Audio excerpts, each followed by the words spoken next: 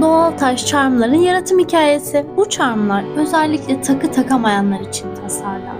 Genellikle doğal taşlar bileklik ya da kolye formunda bulunuyor. Böyle olunca da takı alerjisi olanlar kullanamıyor ya da her kıyafet kombininize uyum sağlayamayabiliyor. Bunları yaşıyor olsam bile doğal taşı yanında taşımak istersen telefonuna ya da çantana takabilirsin. Enerjisini, şifasını hissetmek için sol avuç içine alman yeterli olacaktır.